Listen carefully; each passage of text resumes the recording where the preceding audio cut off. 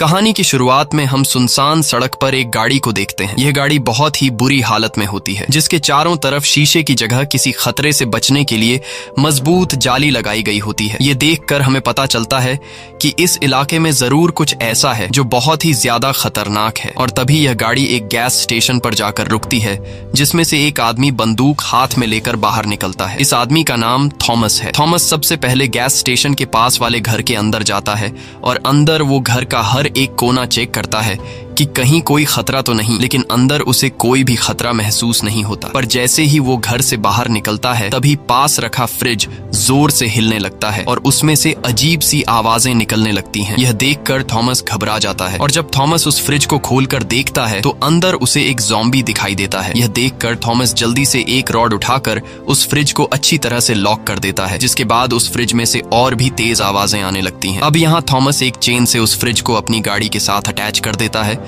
इसके बाद थॉमस अपनी गाड़ी स्टार्ट कर देता है और उस फ्रिज को घसीटता हुआ धूप में ले आता है। अब यहाँ थॉमस गाड़ी से निकलकर उस फ्रिज से थोड़ी दूरी पर खड़ा होकर बंदूक से फ्रिज के लॉक को शूट करके तोड़ देता है और तभी उस फ्रिज में से एक ज़ॉम्बी बाहर निकलता है। बाहर निकलते ही जैसे उस ज़ॉम्बी के बॉडी पर सूरज की रोशनी पड़ती है, वो ज़ॉम्बी जलने लगता है और उसकी बॉडी से धुआं निकलते हुए तड़प रहा होता है। कुछ देर बाद देखते ही देखते वो ज़ॉम्बी मारा जाता है। ये देखकर हमें पता चलता है कि यह ज़ॉम्बी सूरज की रोशनी को बर्दाश्त नहीं कर सकते। सूरज की रोशनी इनकी स्किन को जलाती है, जिस वजह से ये ज़ॉम्बी दिन में सोते हैं और रात को शिकार के लिए बाहर निकलते हैं। अब यहाँ थॉमस वापस गाड़ी में बैठकर आगे की तरफ निकल पड़ता है और कुछ ही देर बाद वो एक शहर में पहुंचता है, जहां थॉमस खाना ढूंढने के लिए एक बड़े घर के अंदर घुसता है। घर के अंदर घुसते ही हम देखते हैं कि घर का सारा सामान यहाँ वहाँ बिखरा पड़ा है। तब थॉमस बहुत ही चौकन्ना होकर घर के हर एक कोने को देखता है कि कहीं यहाँ पर ज़ॉम्बी तो नहीं, और तभी उसे किचन में एक मरा हुआ आदमी दिखाई देता है, जिसे ज़ॉम्बी ने मार दिया था। यह देखकर थॉमस अलर्ट हो जाता है